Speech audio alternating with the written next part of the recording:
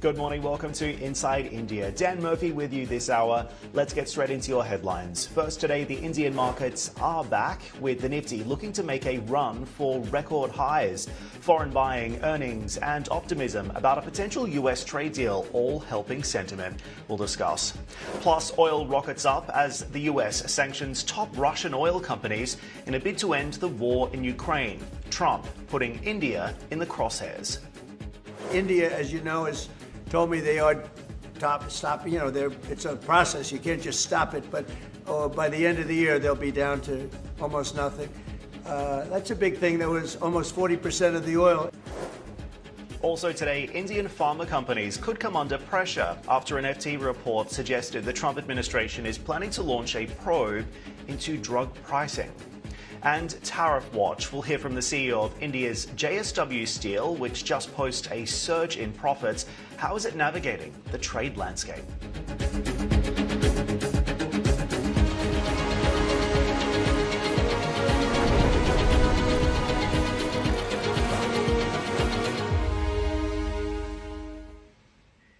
A warm welcome to the program. Great to have your company this hour, and it is a very busy hour ahead. Let's kick it off with a live look at how Asia has been trading through the course of the session today. Thailand is off today, but most other Asia markets here are trading mixed.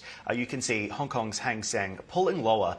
At the same time, we are also seeing the Nikkei 225 down by around 1.3% here as well. Of course, those losses within the Hang Seng market really being led by Hang Seng Tech today, down by almost 1%. The mainland markets in China also off by 0.6. So look, all things considered here, a mixed day overall as we count down to the resumption of India trade as well. The India markets, of course, coming online in about 45 minutes time. Here's a look at how Nifty futures are shaping up right here, right now as well.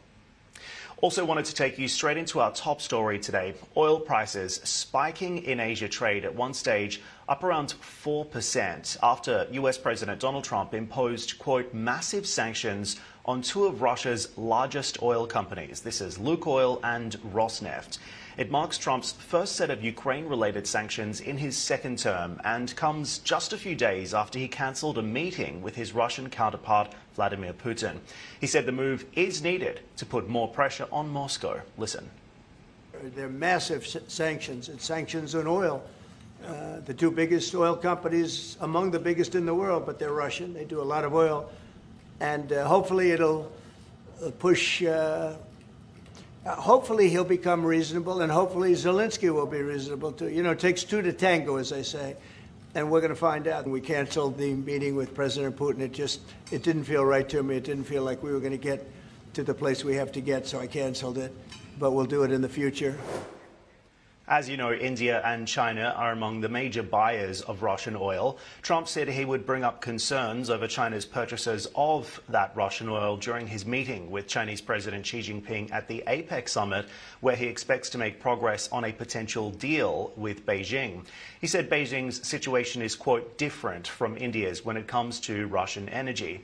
He expects India to almost completely end its Russian oil buys by the end of this year. Well, I think I'll be talking to him about it. I think it's a little bit of a different talk. India, as you know, has told me they are stop. You know, it's a process. You can't just stop it. But by the end of the year, they'll be down to almost nothing. That's a big thing. That was almost 40% of the oil. India, they've been great. Spoke to Prime Minister Modi yesterday. They've been absolutely great. China's a little bit different. You know, they're a little bit different relationship they have with Russia. It was never good, but because of Biden and Obama, they got forced together. They should never have been forced together. I think I'll probably be talking about it. What I'll really be talking to him about is how do we end the war with Russia and Ukraine, whether it's through oil or energy or anything else. And I think he's going to be very receptive. He would now like to, I'm not sure that he did at the beginning. He would now like to see that war end. This as the Trump administration is also weighing further export curbs as well. US Treasury Secretary Scott Bessent confirming the White House is indeed considering curbs on exports to China made with US software. These include products from laptops to jet engines. The US Trade Representative Jamison Greer spoke to our US colleagues overnight and labelled China's move to tighten global rare earth controls earlier this month as, quote, totally disproportional. It was incredibly aggressive. It was totally disproportional to anything that the U.S., the EU, or Canada, or anybody did. Now you hear a lot of narratives from the Chinese side of their surrogates saying, well, you know, the Americans have put a lot of controls on us over the past few years, or they put out a new rule that would, you know, to avoid evasion of U.S. export controls that they didn't like, or their fees on ships. So they're trying out a lot of different narratives when the reality is they just want to exert economic control on the world. They started in April with the rare earth magnets. They're using anything else that has happened as a pretext. The reality is we made a promise in May to keep our reciprocal tariff on them at 10%. We kept that promise, and they have not kept theirs. And of course, Trump is heading to Asia. We're just a few days away now from Trump's first stop of that Asia tour, which is going to be in Malaysia for the ASEAN summit. Well, our Southeast Asia reporter JP Yong joins us live now from Singapore. JP, you're going to be in Kuala Lumpur tomorrow. Give us a preview of what to expect here. Yeah, good morning, Dan. And as we know, U.S. President Donald Trump is expected to arrive in Kuala Lumpur, Malaysia to attend the ASEAN summit on Sunday, October 26. And there are expectations that he will be overseeing actually the signing of a broader ceasefire deal between Thailand and Cambodia as well, to try and at least cool down even more the border tensions between the two countries that resulted in clashes back in July. Of course, this also supporting a broader sweep and broader efforts from the American president to try and broker peace deals around the world, which some say might be supporting his own push to try and get that Nobel Peace Prize. But of course, this is also a prelude actually to that possible pull-away meeting that he might have with Chinese President Xi Jinping on the sidelines of the APEC summit in South Korea a few days after the ASEAN summit. And ahead of that, we are also expecting that the likes of Trade Representative Jameson Greer and U.S. Treasury Secretary Scott Bessent will be in Malaysia actually to help iron out the final details, where Secretary Bessent will be meeting with Chinese Vice Premier He Lifeng actually to try and iron out some of these issues. Now, as we've seen, the trade issues and the trade tensions between China and the U.S. have ramped up in recent weeks, from seeing those rare earth export controls imposed by China, and also the possibility of controlling exports that involve U.S. software to the mainland might actually be at play, and also seeing that the rhetoric has indeed risen in recent times. Now, we'll see if things can actually be calmed down, but remember, rare earths are a very, very important new development in the trade war between the world's two largest economies, and even the likes of Southeast Asian nations, which happen to call the U.S. and China among their two largest trading partners, will be caught on the crosshairs, especially when countries like Malaysia have been trying to at least develop their own presence and their own ability to process rare earths that are found in their ground. And of course, there's also coordinating perhaps interest from the likes of the United States and China as they try to develop a more control, at least, or dominance in this particular element, or this particular sector that's very important in a number of industries and a number of gadgets, from the likes of weapon defense systems all the way to elements in your smartphone. That's something to watch out for on the sidelines of this very important ASEAN summit, Dan. JP, we also learned earlier this morning that India's Prime Minister Narendra Modi will not be attending the ASEAN summit due to Diwali celebrations back at home. How much should we be reading into that, and what does it suggest? Yeah, Dan, I think this is also important because we've got a number of world leaders actually coming to the ASEAN summit, which some are saying are the biggest ever. And among them, the key absentees, apparently, as confirmed recently, is Indian Prime Minister Narendra Modi. This is also confirmed by Prime Minister Anwar Ibrahim of Malaysia, who said that Prime Minister Modi might be attending virtually the ASEAN summit and some of the events, and they will be sending the External Affairs Minister S. Jaishankar in his stead. Now, this is important because we've seen ASEAN has been trying to at least broker free trade agreements with various other blocs, including that of India, where they want to upgrade an existing free trade agreement. Now, it doesn't mean that talks to upgrade that free trade agreement will be slowed down, but indeed it is quite telling that we won't be seeing the Prime Minister of India on the sidelines of the ASEAN summit. Of course, this also means that any hope that India can also conduct and also hold sideline talks with President Trump, because there are also ongoing and very important trade negotiations to lower that 50% tariff on Indian goods going into the United States. Those are also important, but that will probably have to wait for another day, because the Prime Minister of India, Narendra Modi, will not be on the sidelines and will be one of the key notable absentees at the ASEAN summit, where we're seeing a lot of world leaders actually convening, and also just showing that this part of the world has become a very increasingly more important region actually with regards to global trade and the developments we've seen, especially with the bifurcation between the U.S. and China. But so far, we do know that India's Prime Minister will not be in attendance, unfortunately. Dan? Okay. JP, really appreciate the update. Thanks again for being here. And we are, of course, on earnings watch in India as well. The steelmaker JSW Steel opening the second quarter's reporting season on a strong note last Friday, posting a near fourfold jump in profit year on year, driven by an increase in sales volumes that offset some weaker steel prices. Meantime, JSW Steel also announced a major group restructuring to simplify its corporate structure. The plan includes consolidating all U.S. operations, including its Texas and Ohio mills, under a single holding company. Now, shares of JSW Steel, however, have fallen close to 2% since last traded on Friday. You can see up 0.6%, 1,152.50 is the level. The market, of course, closed right now. But let's get some insight into these numbers with Jayant Akara. He is Joint Managing Director and CEO of JSW Steel, joining us live now for this conversation. Jayant, a warm welcome to the program. First of all, just characterize these results for me and take me inside these numbers. I've done the conversion. Net profit jumped to $195.5 million equivalent year on year, but actually was down around 26% quarter on quarter. So what's behind that drop? Yeah, so thank you, Dan. Pleasure to be here with you. I think we reported very strong numbers on operational volume performance because it was driven by India, economic growth and the Indian steel demand. On a quarter-on-quarter basis, we saw some drop because of the weaker prices, as well as there was a foreign exchange loss which we had to book, which is unrealized gain or unrealized loss because of movement of the foreign exchange, which can revert in the subsequent months. But that was the other reason why the net profit dropped. Okay, we also saw costs rising, not so significantly, but still material. What are you doing to protect margins given the rising expense base that we now see? You mentioned costs were an issue. So we do see that the costs will be range bound in this coming quarter, in quarter three. We are looking at iron ore prices though going down. That would aid the cost equation for the quarter three. We are also looking at the new capacities which have come on stream that will come into full volumes, and that will drive some efficiencies in the overall cost. On the price side, we do expect that the prices have stabilized. And on a seasonal stronger half, we do expect the prices to move up from where it is today. That should aid the margins. Okay.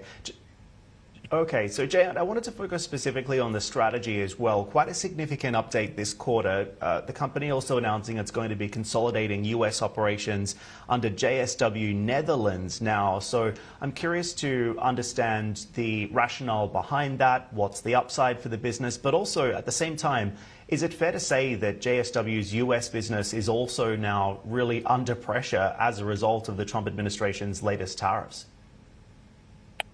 So this consolidation is just a simplification of the structure which we have in U.S. We had two different entities controlling two different assets in U.S. We are just trying to simplify that into one structure. As far as the U.S. operations are concerned, I think the domestic market in U.S. Over the last few months has improved.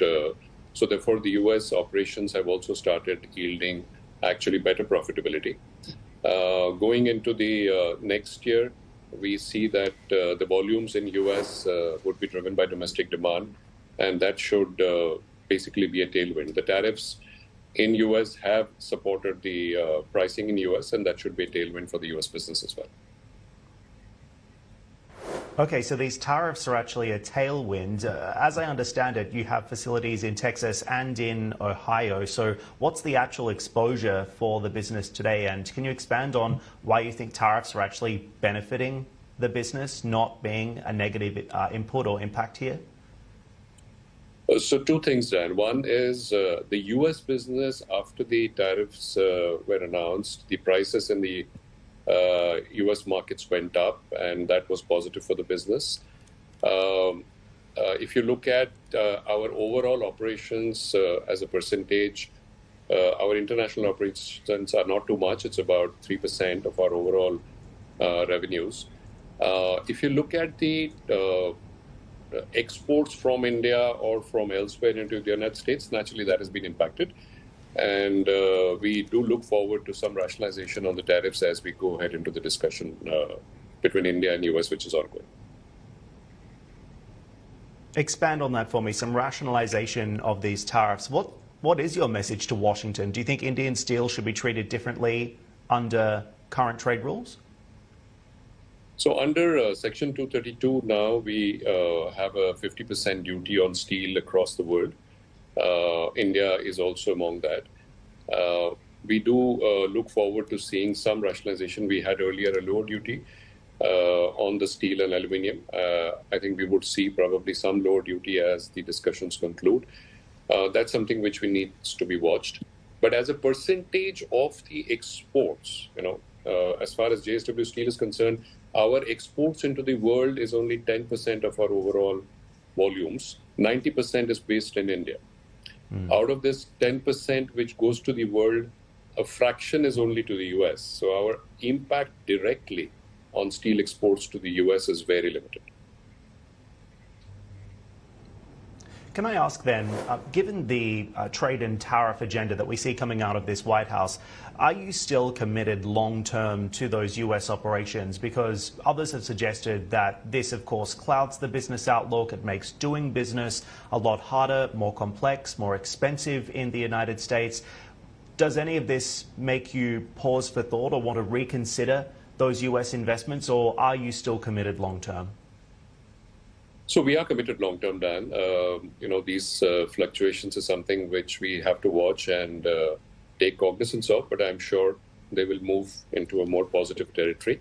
As far as our operations in Baytown, in Texas and Ohio is concerned, we are there for the long term. We have actually invested some upgradation of capacities at both the assets, which are coming on stream in the next year.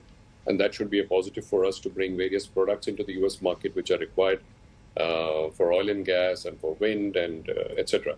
So we are there for the long term, and I do not see that focus of JSW Steel changing because of any tariffs which have been imposed in the United States. Okay. Jay, I also wanted to ask you about some other significant developments announced during this release and also news flow around the business. One of them is this $2.3 billion takeover of Bushan Steel, obviously quite a significant deal for you. How soon before that becomes accretive now that it's been approved by the courts, having initially been rejected? So we took over the asset after the IBC approval 4 years back. Then there were some Supreme Court cases which were filed by erstwhile promoters and some other creditors. The Supreme Court has now ruled in favor of the order, and it has reinstated the resolution plan which was given for JSW Steel. So we are now fully back on track as far as the business is concerned, and we continue to focus on our business and maybe the next steps of taking the capacity up. I would also just like to highlight that after we took over the asset, it turned from a loss-making asset to a profit-making asset. It created employment, it created economic activity in that region, and that's something which the Supreme Court also noted in their order when they issued the final order. Okay, so looking ahead, you've also guided about $2.4 billion equivalent in capex for the full year, $12 billion by 2030. These are really significant numbers. Where is the biggest allocation actually going to go, and what's the strategic priority behind that capex spend? So India is, the fastest growing economy in the world today, and Indian steel demand is also growing in double-digit numbers for the last 4 years. We see a very strong demand in the next decade or two as India is into its nation-building phase, develops infrastructure and manufacturing for India and for the world. We are at a capacity of about 35 million tons plus today. We are planning to expand that to 50 million tons by the end of this decade. Our expansions are in India, and we are putting up this capacity to meet the domestic demand. We are expecting about $2 to $2.5 billion of spend per year, and that's going to add this capacity from, let's say, 35 million tons to 51 million tons by the end of this decade. What we've also seen, though, is you flagging some cautious optimism for the rest of this year and indeed some caution into 2026. So when you assess the outlook more broadly, beyond that big capex spend that you've allocated in the coming years, what do you see on the short-term horizon for the business that's perhaps giving you some concern? So on the positive side, Dan, I think what's visible is that the domestic consumption is picking up. There have been some reforms which the government of India has undertaken, including interest rationalization, income tax cuts, the GST cut, which has been a very positive tailwind for the consumption. We have seen bumper sales during the Diwali Festival of Lights season, which has been very positive for the automotive, for the appliances, and for various consumer durables. As we go into the next year, in the medium term, I see that the consumption story in India will pick up. You see, the hinterland coming into the consumption space as more and more, per capita income starts growing, and that's a very positive for the steel. We also see infrastructure capex, which has been laid out by the central government and the state governments picking up, and that's something which will again be a positive for steel demand in the country. So the steel demand is good. On the price side, there has been a pressure because of a weaker environment globally. We do expect that will now go into a better second half, and therefore that should look up to some extent from where it is today. And at a macro level, are you encouraged by what you're hearing about a possible trade deal between the US and India that would ultimately result in lower India tariffs? Absolutely. I think India and US have been strong partners over many years. And I do look forward, and the industry look forward to a resolution on the tariff as we go into the next few weeks. All right, Jayant, I really appreciate the conversation. We'll leave it there. Thanks for being here today. Jayant Akara there from JSW Steel. And as we tail into a break, you're watching live pictures here of the Brazilian President Lula da Silva making a state visit to Indonesia. He's meeting his Indonesian counterpart Prabowo Subianto ahead of the Asean summit in KL. Global leaders, including US President Trump, will be attending that summit this week. But as we mentioned earlier, India's Prime Minister Narendra Modi will only be attending virtually. Stay with us. You're live on CNBC. We're back in 2 minutes.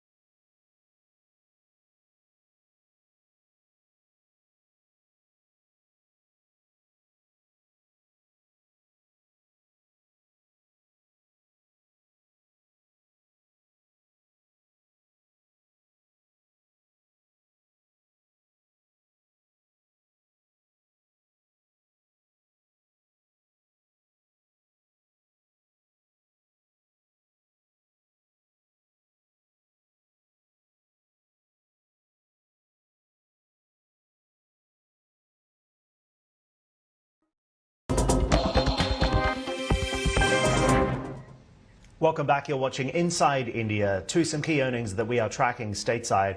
Tesla shares skidding as third quarter earnings missed analyst estimates despite a rise in sales. CNBC's Phil LeBeau has all the details.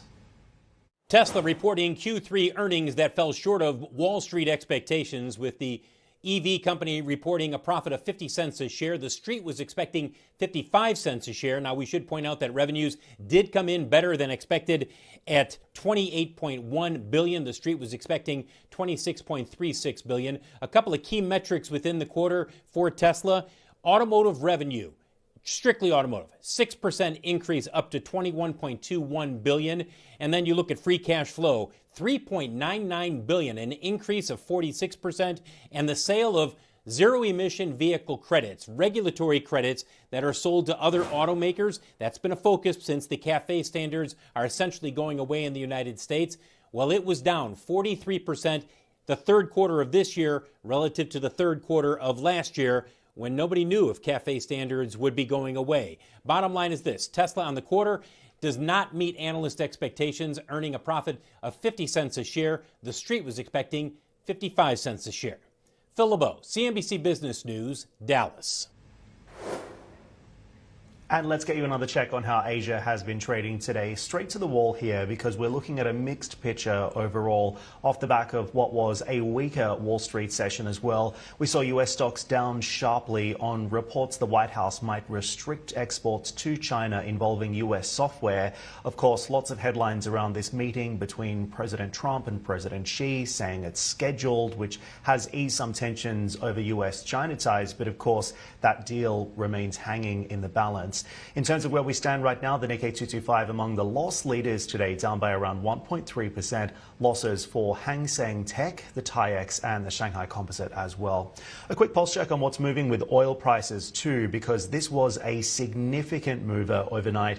We saw oil prices jumping around 2% in the US session, extending gains after we saw the Trump administration also imposing sanctions on Russia's two biggest oil companies, given the impact that we are seeing on the, let's say, failed talks between Trump and Putin over the future of the war in Ukraine. The US blacklisting Rosneft and Lukoil, these are two major Russian oil companies, and also urging the major buyers of Russian oil, this is of course China and India, to scale back their purchases. So oil still elevated through the course of the session today. Brent sub 65 USD, up by more than 2.5%. WTI up 2.8, also holding on to that 60 handle. You're live on CNBC. Stay with us. On the other side of the break, we're counting down to the market open in India, the first trading day after Diwali. You're going to want to watch this. More views, more analysis with Rana Gupta of Manulife in just a few minutes' time.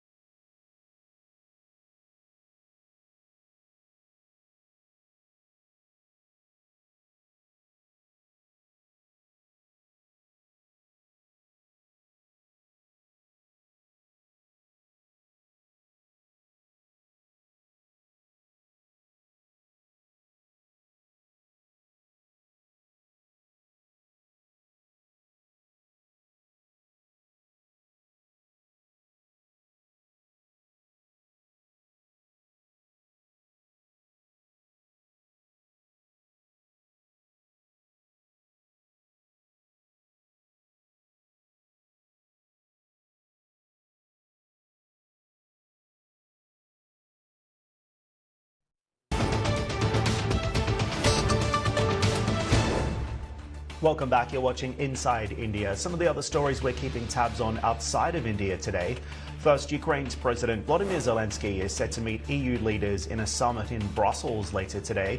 A potential €140 billion reparation loan of immobilized Russian assets to arm Ukraine is on the table, as well as further sanctions on Moscow. Several EU officials have voiced their support for a proposal to lend money to Ukraine, giving it the means to defend itself. Earlier this week, member states, except Slovakia and Hungary, agreed to a complete phase-out of Russian gas by 2028. Meanwhile, US President Donald Trump met with NATO Secretary General Mark Rutte at the White House earlier today. Rutte says he is confident the US can bring Russia's President Putin to the negotiation table after it imposed massive sanctions on Russian oil companies just a few days after Trump cancelled his key summit with Putin. I'm absolutely convinced that with sustained pressure, we will be able to get Putin to the table to agree with a ceasefire and then other talks coming after that. And you have seen it in the last couple of weeks. Alaska happened when the American president decided to do secondary sanctions on India buying Russian oil. We have seen last week the call taking place when the president said, I'm contemplating sending Tomahawks into Ukraine, for Ukraine to be used. So this is clear evidence that we can change Putin's calculus. And the constructor-in-chief back at it, the White House now apparently due for a makeover. Demolition is already underway for part of US President Trump's Eastwood residence, despite previous promises that he would not touch its existing structure. The move, of course, prompting criticism from Democrats, but these remarks were quickly dismissed as, quote, manufactured outrage. In other news, we are watching the Indian government proposing stricter rules around the use of artificial intelligence in social media, echoing similar moves by the European Union and China. The new rules require social media apps and platforms to explicitly label if a piece of content is generated by AI, pressuring tech giants like Meta, X, Google, and OpenAI.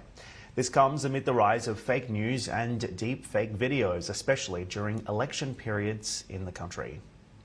As I mentioned, we are counting down to the market open in India. Here's how we are shaping up right here, right now as well. A quick check on Nifty futures. And you can see here the market is expected to open just a little lower when trading gets back underway in around 12 minutes time. The potential for a favorable trade deal with the US providing some tailwinds for the market today, perhaps though.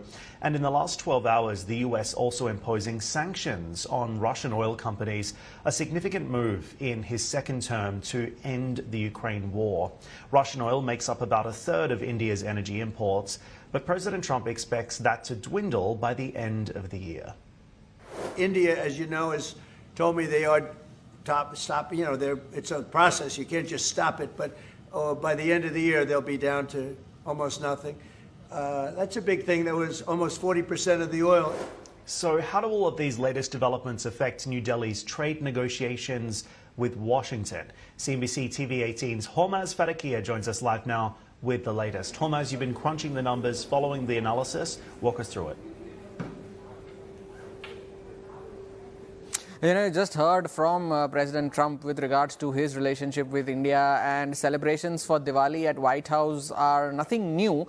But considering the souring of relations that took place just a few months back with the imposition of tariffs and so on, the optics is what is driving this optimism that there will be a deal between the two nations sooner or later. And President Trump also mentioned that he spoke to Prime Minister Modi, exchanging Diwali greetings, and he also said that Prime Minister Modi assured him that they will not be buying as much Russian oil as they do before. Now, that is in contrast to what he had earlier mentioned, that Prime Minister Modi had told him that India will not be buying Russian oil altogether. Then he also mentioned, of course, that it is a long-drawn process. It can't happen overnight. So this will take time, but it will happen in a gradual fashion. Of course, Prime Minister Modi also wants the Russia-Ukraine war to end as much as President Trump does, is what he said. And he also acknowledged President Trump's greetings on X in his social media post, where he said that both US and India, being the oldest democracies will show the light to the world going forward. Now, on the flip side, the US Treasury Department has now sanctioned two of Russia's biggest oil producers, be it Rosneft and Lukoil. But President Trump has also said that he's hopeful that the sanctions will not last long and it will bring Vladimir Putin to the negotiating table to end the war in Ukraine at a time when Russia is continuing to attack Ukraine, with reports coming in of another attack taking place as early as Wednesday. And he also said that the White House has no immediate plans of Trump and Putin meeting. This comes days after the president had announced that both of them will be meeting in Budapest, so that meeting is off the table. But as of now, the optimism that the US and India trade deal will happen in the near future is what is stoking this optimism in the Indian markets as of now. As India markets, of course, also reopening today after the Diwali celebrations. The Nifty attempting to make a run for record highs as well. Just walk us through the futures picture right now and what we're expecting when trading gets underway. Yes, and trading does get underway. We had a token 1 hour session as a special Muhurat trading session on Tuesday. We had a holiday yesterday. We resumed trading after that almost technically 2-day gap. But the Nifty futures earlier this morning were pointing towards a 400-point gap up for our own markets. And the Nifty, as of Tuesday's closing, was exactly 400 points away from its all-time high levels of 26,277, which it had hit on the 27th of September last year. And as of now, with the pre-open rates almost coming to a settlement, it's pointing towards a 250 to 300 point uptick for the Nifty 50, so which would mean that the index would be around about 150 to 100 points away from its all-time high levels. Now, from the April lows that it had made this year after the tariff tantrums and so on, the Nifty has already recovered 20% from those levels. So that is also a significant recovery that the index has seen, more so in the month of October. A lot of factors playing into it, the GST reforms taking place, the sales that have taken place after that, the corporate earnings which have been reported so far have been in line or better than expectations, and that is stoking optimism that the second half of the financial year will be a lot better than what the first half has been. And also foreign institutions turning net buyers in the cash markets as well in the last few trading sessions. We mentioned the fact that they had started this month of October with record shorts. Those shorts are getting covered as of Tuesday. Those record short positions stood at around 82% in the index futures compared to 94% with which they had begun the series with. So a combination of factors leading to this market recovery. As of now, the pre-open is pointing to a very healthy start, not as close to record highs as the futures were anticipating, but indeed closer to and well above the mark of 26,000 nonetheless. Yeah, 26,252 is the level on the futures. Nifty 50 last traded around 25,000. So we'll watch that closely when trading gets underway in just a few moments' time. Really appreciate the reporting, Homaz. Thanks again for joining us today. Let's get another view on what's happening in the equity space. Rana Gupta is here, MD, Indian Equities at Manulife Investment Management, joining me live from our SGX studio in Singapore. Hey, Rana, what's going to happen when trading gets underway today? We expect the markets to be quite robust, not just today, but even if you take a one-year view, we expect the markets to remain robust. And it's not just optimism. There are solid facts backing it. After 2 years of earnings growing rather slowly at 8-10%, we expect earnings to pick up, growing about 15% for next 2 years. That's first. Secondly, over the last 1 year, the market did not give any return, whereas the earnings have gone up by about 10%. So in PE terms, the markets have corrected 9%, and we find the valuation now quite reasonable. So these two factors alone should say that market should give you pretty strong returns in line with the earning growth going forward. Additionally, the optimism on US and India trade deal will add further boost to it. And last but not the least, positioning matters. The FIIs have sold Indian markets about $20 billion in the last 1 year, while the local buying has been steady. If the FII buy comes back, then I think it will be the markets that will provide further liquidity boost to the market. Okay, so we're looking out for a festive bounce. And of course, your optimism is not alone as well. In the last 24 hours, we've also seen HSBC turning bullish on Indian equities as well. They've called India Asia's, quote here, quiet corner as well. Would you agree with that characterization? Yeah, we would. So I think there are, it's like we're going through, whether you look from earning growth and whether you look from the valuation ratios, whether you look from the positioning and participation, I think Indian markets look like after 1 year of underperformance with regional markets, I think it's set to return to better performance. Indeed, Indian equities have underperformed EM peers this year, and foreign fund positions in Indian equities have also been light as well. How much of that underperformance has been based on these concerns around what's happening with trade, and in particular, the concerns around what's happening with Russian oil as well? Sure, the underperformance had, basically 3 elements to it. Number one, the earning growth indeed slowed down. So that was one reason, but we see that reversing. Number two, the valuations were quite high 1 year back, but now that is corrected. So that's also, I think, taken care of. Third thing was the AI trade as well as the tariff imposed on India. Now there are hopes the tariffs will be reversed, so that adds to the optimism. And AI trade elsewhere, I think, could continue, but even then, 3 out of 4 factors reversing, which were responsible for underperformance in Indian equities for last 1 year, is positive for the markets. Let's talk about what's happening with the oil trade in particular. We saw oil prices pushing higher off the back of this news out of the White House last night. These sanctions on Russian oil companies, Lukoil and Rosneft. What's your view, Rana? Do they genuinely degrade Putin's war chest? And if so, how quickly could they start choking off Russian oil export revenues? That's ultimately the end goal of the White House here. And of course, this is also directly linked with India's trade deal as well. But specifically on these fresh Russian sanctions, what's your take? I would not know that whether it's chokes of Russian, the cash flows to them. But what I can share with you is that after the 25% additional tariff came, taking the tariff to 50%, was economically quite negative because India buys about 1/3 of its crude from Russia. The discount India used to get is about $2 to $3 per barrel. And if you add it up, the total benefit was about $5-6 billion.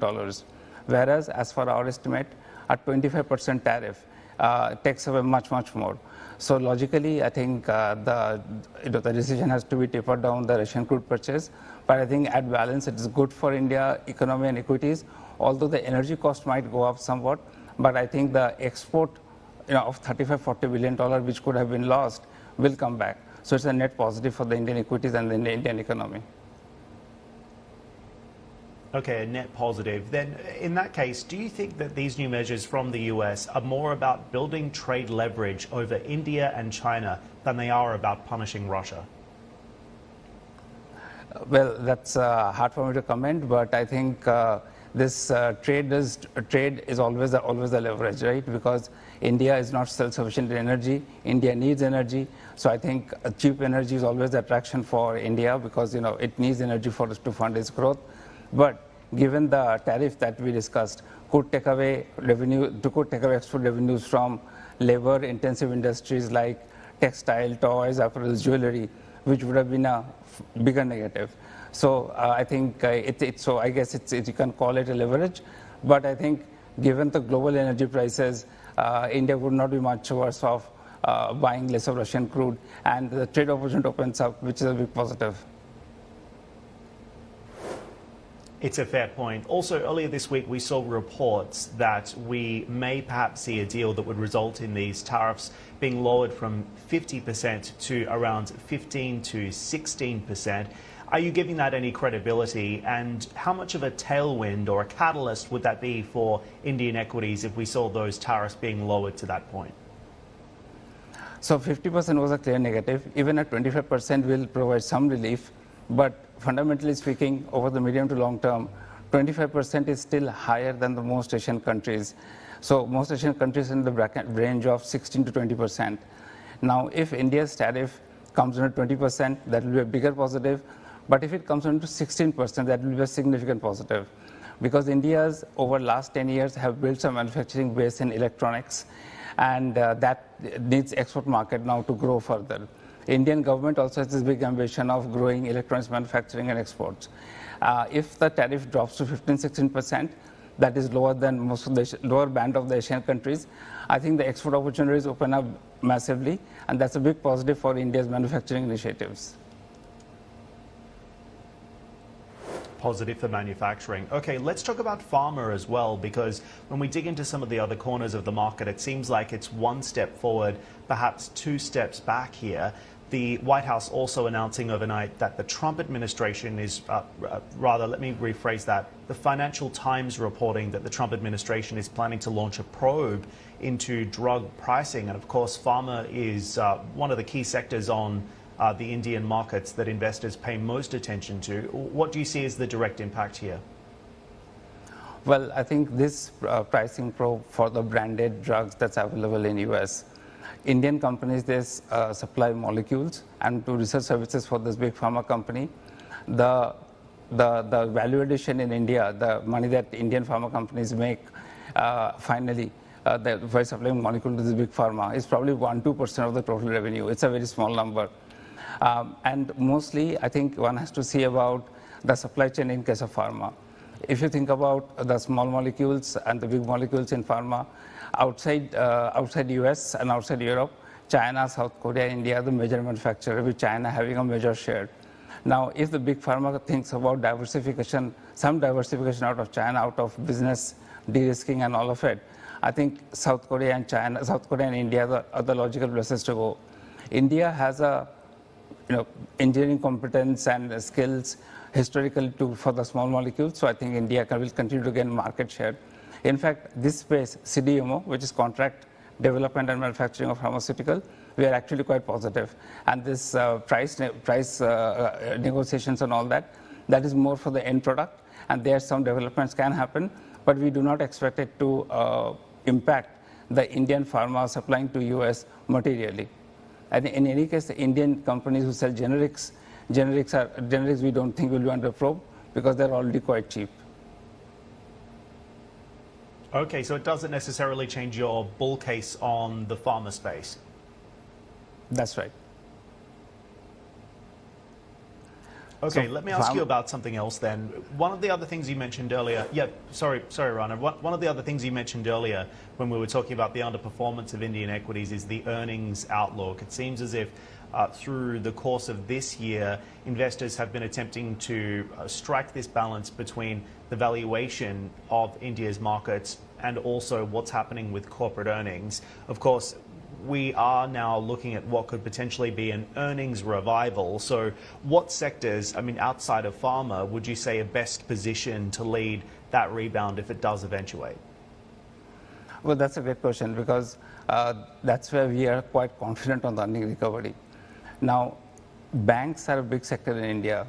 The banks' earnings dwindled over the last 1 year because of the margin contraction, because interest rates were cut.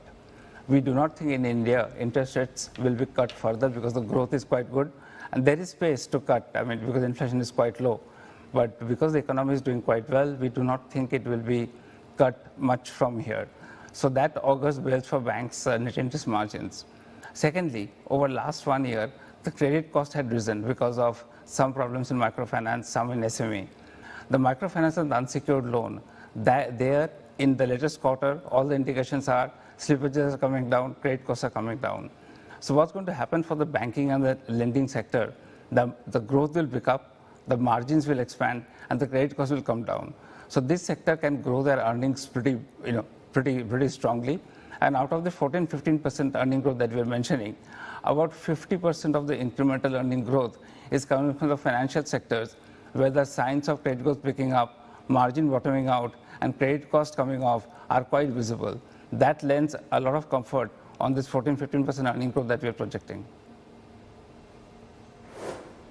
And of course, just before I let you go as well, Rana, we've seen RBI rate cuts, there's GST tweaks as well, hopes of an earnings revival, income tax relief also in play here. Do you think a lot of this has largely been priced into the market, or is that yet to eventuate? No, we do not think it has been priced in. I will explain you why. If you think about the income tax cut, the rate cut, the GST rate cut, within the calculation, this entire policy stimulus adds up to 1.2% of GDP. But at the moment, they're not making an impact. Why? Because the US 50% tariff is also a drag to the extent of 1.2% of GDP. So while they're offsetting each other, it is not a net positive yet. And that's why it's not in the numbers. We have also not factored in those numbers. Now, if the US tariff drops to, let's say, 25%, that 1.2 headwind drops to 0.6. In that event, this policy stimulus of 1.2% becomes a 0.6% positive stimulus. It's a net positive. That will, I think, further boost domestic economy, will further drive numbers in case of domestic cyclicals like auto, banks, real estate, and that is not in the numbers. Okay, interesting to watch. Rana, really appreciate your analysis. Thanks for joining in today. Rana Gupta there from Manulife Investment Management. We'll speak again soon. Up next on the program, markets in Mumbai now open for trade. It's the first day of trade following Diwali celebrations this week. We'll bring you back with the opening numbers and some key market movers on the other side of this. Stay with us.